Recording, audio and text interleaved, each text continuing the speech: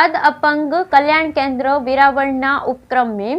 અંધ બહેનોના કૌશલ્યને ઉજાગર કરવા ઓપન ગુજરાત સ્વાદ ઉત્સવ 2024નું ભાવભેરું આયોજન। અંધ અપંગ કલ્યાણ કેન્દ્ર વેરાવળના ઉપક્રમે પ્રજ્ઞાચક્ષુ બહેનોના કૌશલ્યને ઉજાગર કરવા ઓપન ગુજરાત સ્વાદ ઉત્સવ 2024નું ભાવભેર આયોજન કરાયું। વેરાવળ ચોપાટી ખાતે સ્વાદ ઉત્સવમાં પ્રજ્ઞાચક્ષુ બહેનો દ્વારા વિવિધ પ્રકારની વાનગીઓ, ઊંધિયો, પાવભાજી, વભેળ, અવળ, અડદિયા, પંજાબી, ચાઇનીઝ વાનગીઓની સ્પેશિયલ ડિશિસ સમગ્ર ગુજરાતની અંધ દીકરીઓ દ્વારા સ્થળ પર જ બનાવી અને પધારેલ મહેમાનોને હાલાઈ લુહાણા મહાજનના અગ્રણી સહિત વિક્રમભાઈ તન્ના, ઝવેરભાઈ ઠકરાર, મામલતદાર કચેરીના શ્રીમાળી સાહેબ દ્વારા દીપ પ્રાગટ્ય કરી આમંત્રિત મહેમાનોનું પુસ્તક સાથે સન્માનિત કરેલ। જેમાં સંસ્થાના મંત્રી ભીખુભાઈ સિસોદિયાના જણાવ્યા મુજબ પ્રજ્ઞાચક્ષુ બહેનો માટે અનોખા પ્રકારના ઓપન ગુજરાત સ્વાદ ઉત્સવ 2024માં ગીર સોમનાથ જિલ્લાના રાજકીય, સામાજિક, શૈક્ષણિક ક્ષેત્ર તથા વિવિધ જ્ઞાતિ સ્નેહીજનો મિત્રો સાથે ઉપસ્થિત રહી પ્રજ્ઞાચક્ષુ બહેનોને પ્રોત્સાહિત ઇનામ આપી પાણીની બોટલની કીટ આમંત્રિત મહેમાનો ચેતનાબેન રાંચ લોહાણા મહાજનના અગ્રણી તેમજ પાયલબેન પારેખના હસ્તે પ્રોત્સાહિત કરેલ।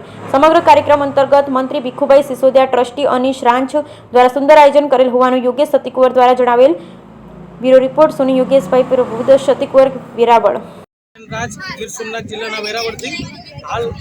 અંધ સર્વોદય મંડળ રાજકોટની સંસ્થા છે, જે 70 વર્ષ જૂની સંસ્થા છે અને એની જ પેટા સંસ્થા વેરાવળમાં અંધ અપંગ કલ્યાણ કેન્દ્ર છેલ્લા 2 વર્ષથી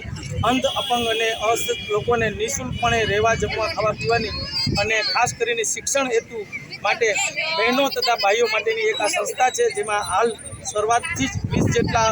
વિદ્યાર્થીઓ અને બહેનો ભાઈઓ છે જેને રહેવા, ખાવા, જમવાની નિઃશુલ્ક સેવા આપે છે। તેમાં હું ટ્રસ્ટી પણ છું અને આજે વેરાવળ ચોપાટી ખાતે એક અનોખા પ્રકારનો એક સ્વાદ ઉત્સવ ઓપન ગુજરાત અંધ બહેનો માટેનો એક અહીંયા કાર્યરત થયો છે, જેમાં ખાસ કરીને અલગ અલગ વાનગીઓ બહેનો દ્વારા કે જે પ્રજ્ઞાચક્ષુ બહેનો છે, જે આપણે જાણીએ છીએ કે બહેનો અંધ હોય તો કંઈ ન કરી શકે, પણ કંઈનો હુનરને બહાર લાવવા માટે એક ઓપન ગુજરાત આ એક અનોખો પ્રકારની સ્પર્ધા અને સ્વાદ ઉત્સવ, જેમાં મહેમાનો દ્વારા અને દાતાશ્રીઓ દ્વારા અહીંયા સંપૂર્ણ આયોજન થઈ રહ્યું છે અને તેમાં સંપૂર્ણપણે જે બનેલી વાનગી છે તેનું